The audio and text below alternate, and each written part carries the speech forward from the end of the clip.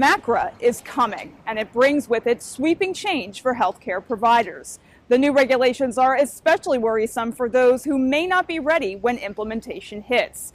Experts are speaking out on what these changes really mean for providers and how best to prepare. Legislation always gives us an opportunity to make historic shifts in the healthcare system and on our programs. But, the legislation itself isn't our destiny. It just lays out a framework. The framework Macra endeavors to lay out will redefine how providers treating Medicare beneficiaries will be paid and evaluated, unseating the status quo with reimbursement based on quality of care.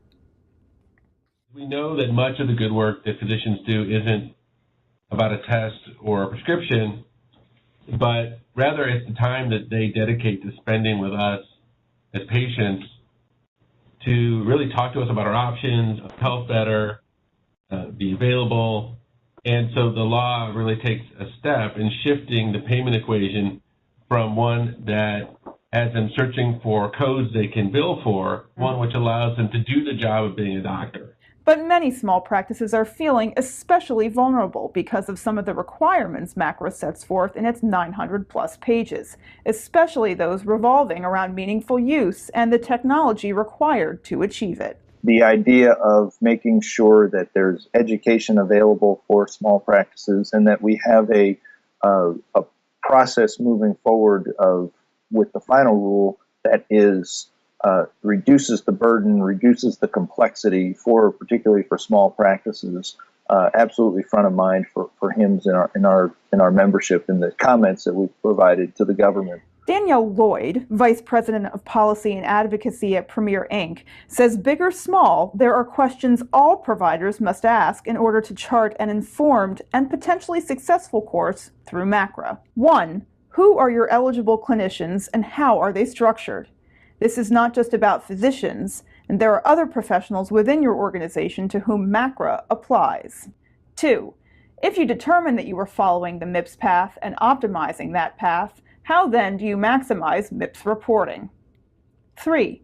Should I participate in an APM, and do I want to do a MIPS APM or an advanced APM? 4.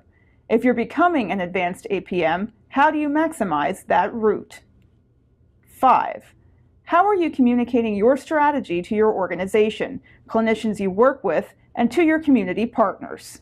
We want physicians to continue to focus on their practice and their patients and not spend their time trying to learn, in effect, a payment program that's really designed to support and enforce good care, not learn a whole series of new rules. In that spirit, Slavitt said they have tried to streamline reporting processes as much as possible. And at a recent Senate Finance Committee hearing, he hinted that implementation could be delayed in the interest of giving providers more time to prepare.